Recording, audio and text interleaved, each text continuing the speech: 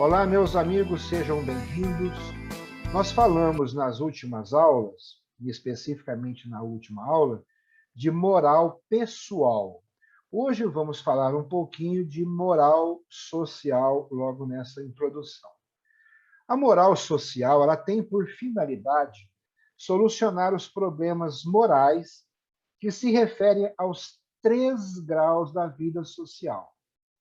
Primeiro, a sociedade doméstica, a sociedade civil e a sociedade internacional.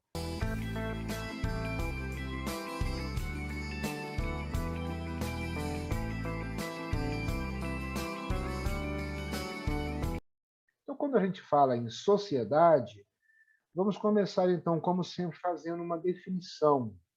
Então, geralmente, uma sociedade humana é a união moral estável sob uma única autoridade de várias pessoas, físicas ou morais, que tendem a um fim comum. Ou seja, um homem não pode formar uma sociedade por si só.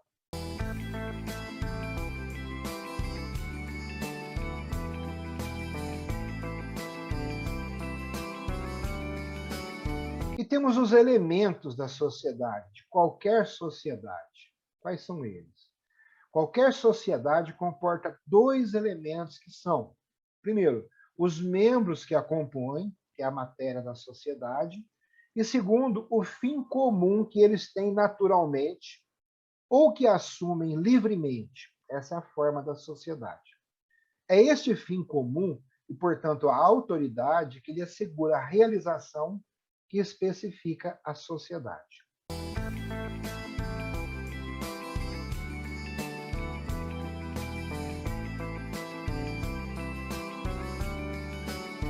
E como é que se divide isso?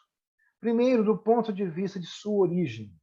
Nesse caso, podemos distinguir assim: as sociedades naturais, que resultam de uma necessidade natural, seriam a sociedade doméstica e sociedade civil, e as sociedades contratuais, que resultam de uma convenção livre entre pessoas físicas ou morais. Aí entram as sociedades esportivas, sociedades de auxílio mútuo, sociedade industrial e outras mais.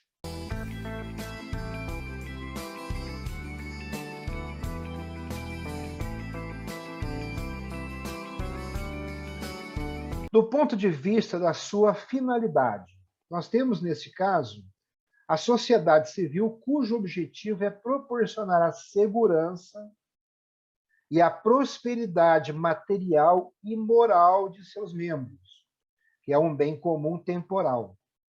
E nós temos a sociedade religiosa, cuja função essencial é conduzir cada um dos seus membros a seu último fim pessoal. Então, o homem, sendo ao mesmo tempo membro de uma família, membro de uma sociedade civil e membro de uma sociedade religiosa, terá deveres a cumprir segundo estes pontos de vista.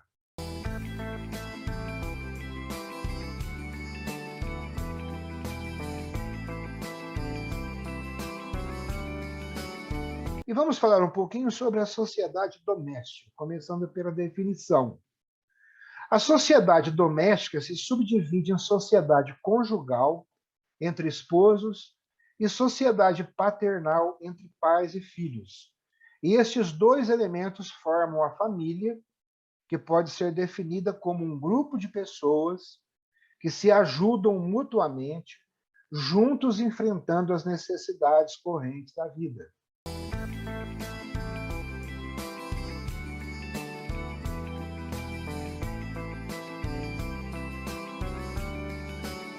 Então, atenção, hoje está se falando muito em família e vamos rever esses conceitos. Então, mais resumidamente, a família é a sociedade do marido e da mulher, assim como dos filhos que ainda não tenham construído o seu próprio lar.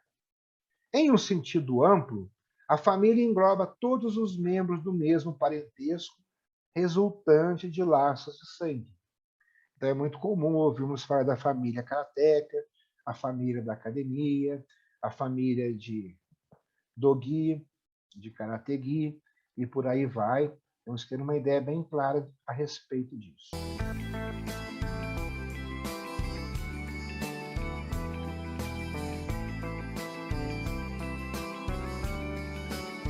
Temos a sociedade conjugal. Então, a sociedade conjugal é de direito natural. O casamento pode se definir como a união do homem e da mulher, da qual resulte uma comunidade de vida e uma só pessoa moral, objetivando a procriação e a educação dos filhos e a assistência mútua, moral e física. Então, o casamento é de direito natural, porque é o único meio proporcionado pelo qual o homem pode realizar as finalidades de sua natureza, propagação da espécie e assistência mútua entre o homem e a mulher.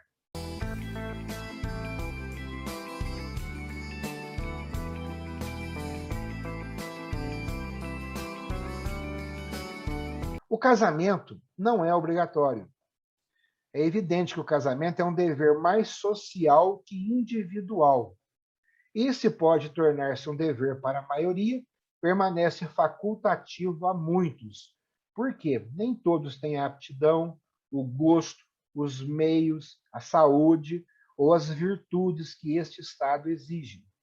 É bom lembrar também que alguns possuem outras tendências para a arte, para a ciência, para a religião, para a caridade. Temos que respeitar isso aí.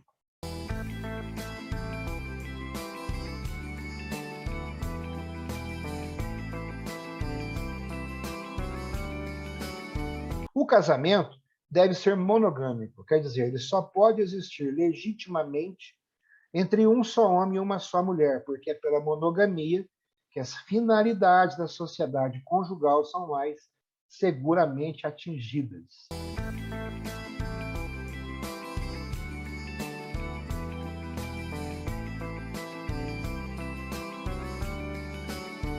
E aí temos os deveres dos esposos. Os esposos têm um em relação ao outro deveres que se podem reduzir a três principais. Então devem um para com o outro amor e fidelidade, colaboração generosa e perseverante para a constituição e a prosperidade do lar, apoio mútuo nas provações e nas dificuldades da vida. E os filhos? Podem abster-se de ter filhos, contanto que estejam de acordo. Interessante observar isso.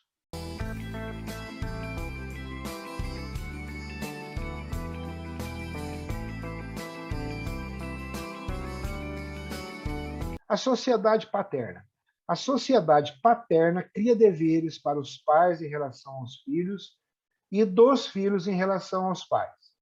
Então, temos deveres e direitos dos pais. Quais são os deveres dos pais?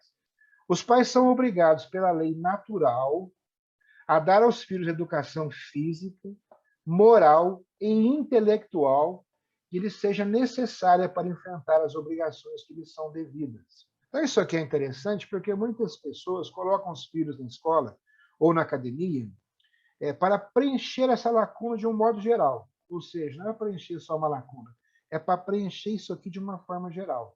Então, nós temos que ter bem claro essas noções, isso é importante.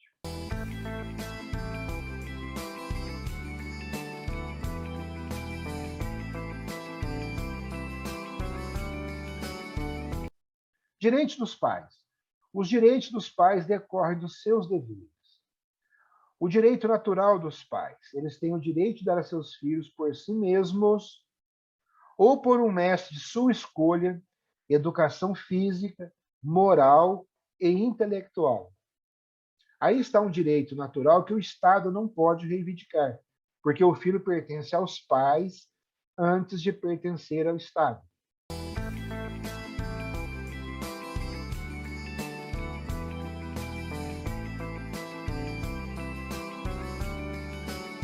E qual que é o papel do Estado?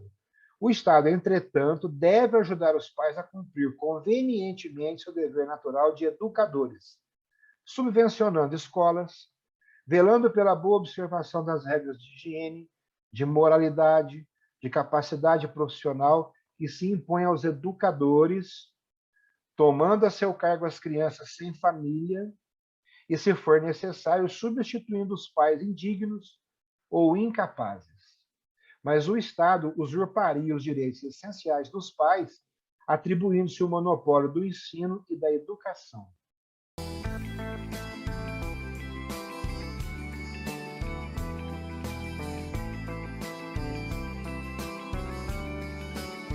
E quais são os deveres dos filhos?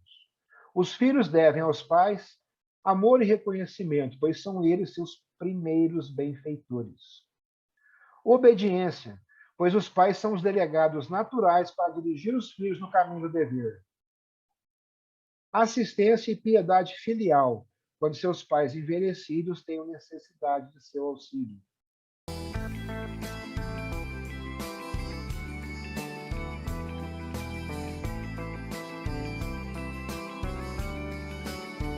E a sociedade civil, como é que fica? A sociedade familiar é a primeira de todas, cronológica e logicamente. E todas as outras sociedades civis são, de qualquer forma, a elas subordinadas, no sentido de que estão normalmente ordenadas ao bem material e moral da família.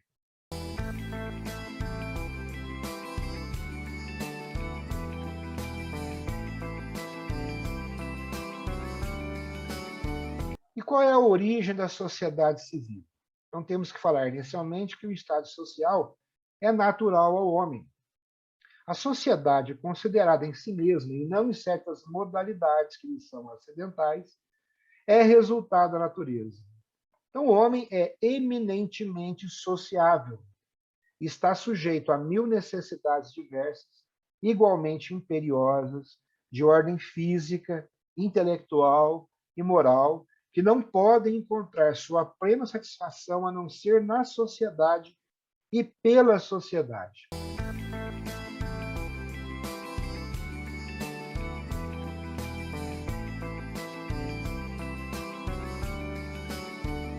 Além disso, ele procura instintiva e reflexivamente a companhia de seus semelhantes, comunica-lhes suas alegrias e suas tristezas. Toda a perfeição humana também se acha, por sua vez, ligada ao estado social. Então, atenção, fora de qualquer sociedade, não há senão esterilidade, degradação e morte.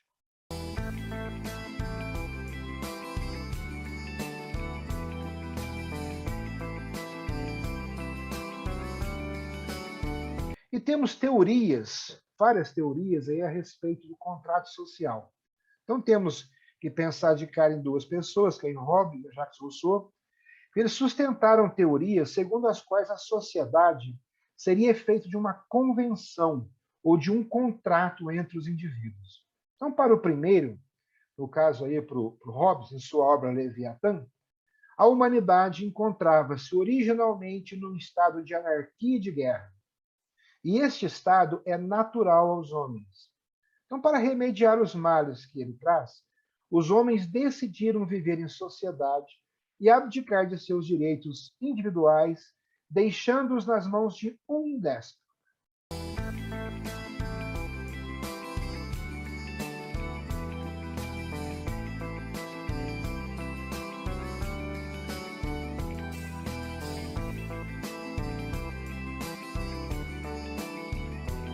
Rousseau, na sua obra O Contrato Social, ele sustenta que a humanidade, nas suas origens, naturalmente, se encontrava num estado em que o homem, deixando a sua livre natureza, foi bom e pacífico. Então, a instituição social, produto de uma convenção entre os indivíduos, teve como resultado corromper o homem, ensinando-lhe o egoísmo e a injustiça. Essas teorias são igualmente contrárias aos melhores fatos estabelecidos e a tudo quanto sabemos sobre a natureza humana.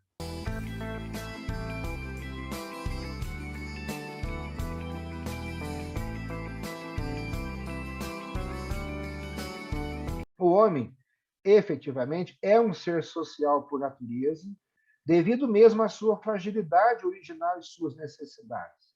Ele faz parte necessariamente de uma sociedade doméstica que se alarga naturalmente em clã, tribo ou estado, por associação das famílias. Então, por mais que se recue às origens humanas, verifica-se sempre a existência de uma sociedade civil, mesmo que rudimentar.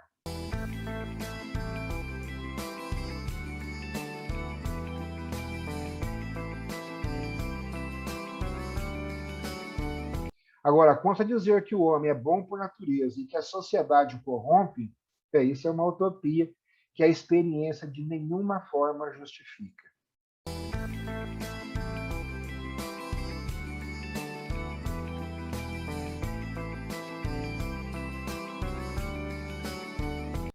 Falamos em sociedade, vamos falar agora do fim da sociedade. Então, podemos distinguir um fim principal e um fim secundário que resulta do primeiro.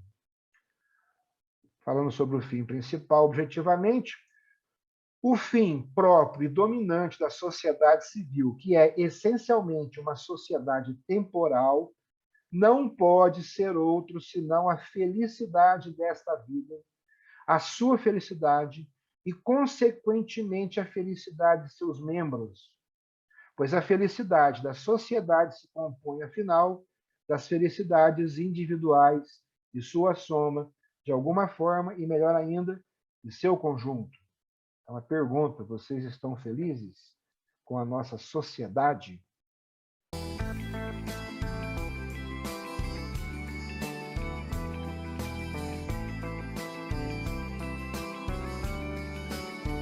O homem não é feito, conclui-se a partir do que foi dito, para a sociedade ou Estado, como professam certas doutrinas políticas modernas, que divinizam o Estado e a ele subordinam todas as atividades individuais.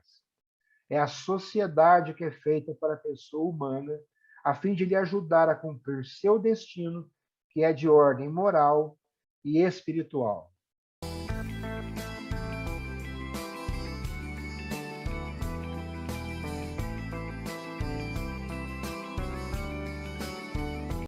E o fim secundário?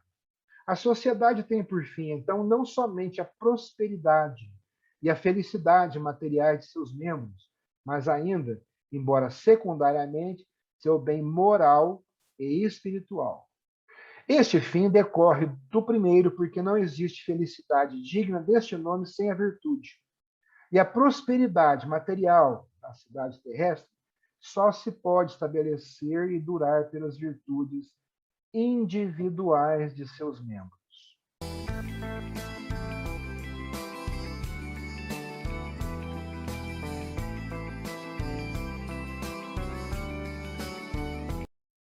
E temos os aspectos da sociedade civil.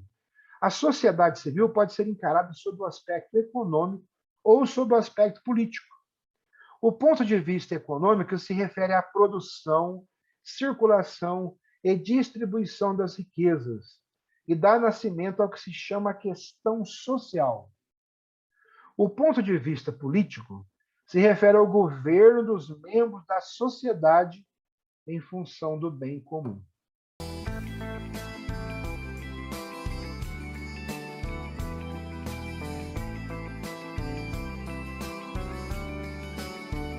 Vamos falar um pouquinho sobre a vida econômica, começando pela economia política. Chamamos assim a ciência que estabelece as leis da atividade humana no domínio da produção e da distribuição das riquezas materiais. Uma vez que se trata da atividade humana e dos atos humanos, a economia política depende das leis da moral. Sem dúvida, ela comporta todo um conjunto de leis naturais.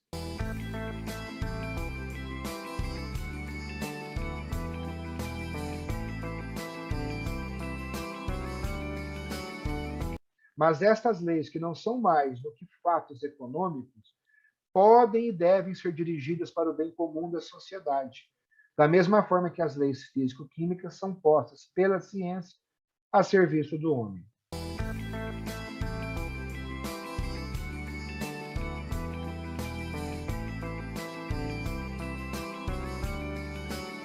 E aí caímos na divisão do trabalho, na racionalização e na padronização.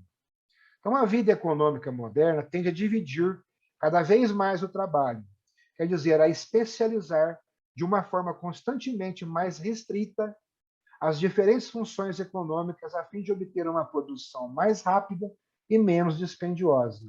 Então, já falamos que especialista é aquele cara que entende cada vez mais de cada vez menos.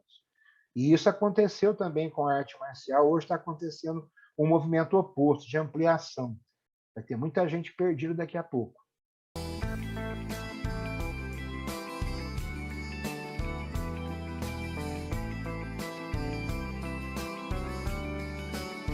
Então, os métodos de racionalização e padronização tiveram como resultado seguro um imenso acréscimo de rendimento do trabalho, principalmente se levar em conta que o maquinismo, cada vez mais desenvolvido, veio simplificar a um tempo as tarefas humanas, diminuir a mão de obra necessária à fabricação industrial e aumentar consideravelmente o ritmo da produção.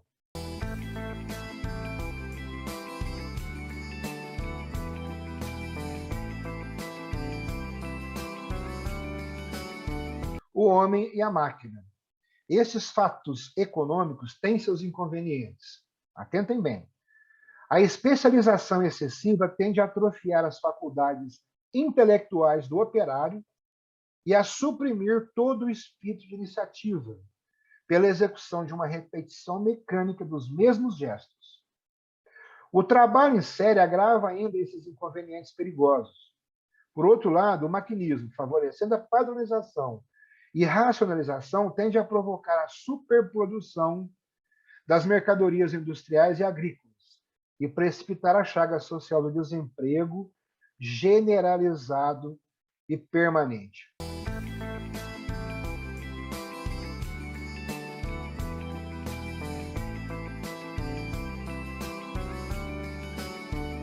Então, diante desses perigos, certos moralistas quiseram condenar o maquinismo, mas há aí um excesso. A máquina deve tornar-se auxiliar do homem e contribuir para o bem geral da sociedade. Para isto, é necessário que a ordem econômica não seja levada à anarquia, como se ela pudesse encontrar por si mesma uma base para seu equilíbrio e estabilidade, mas que seja regulada de uma forma racional, tanto numa nação como na sociedade internacional. Então, aqui já deu uma ideia para vocês, por que a gente vai falar de sociedade até chegar nessa sociedade internacional. Tem vários movimentos hoje da nova ordem, umas coisas assim. É interessante que você tenha uma noção de leve sobre isso.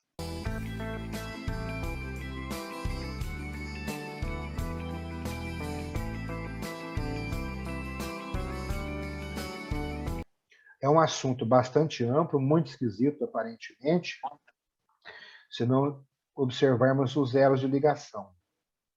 Mas é muito importante porque a sociedade familiar vai interferir na sociedade academia.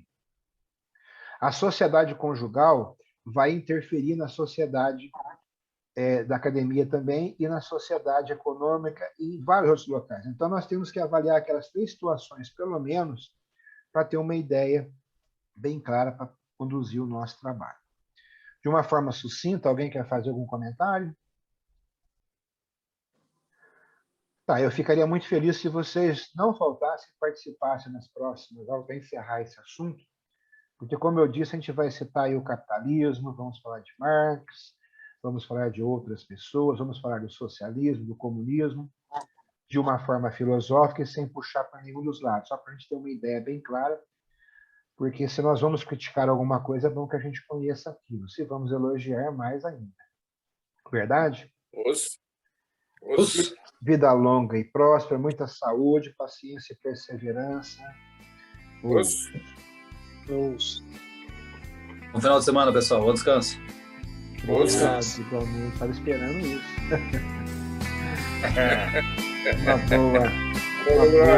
Um bom final de semana.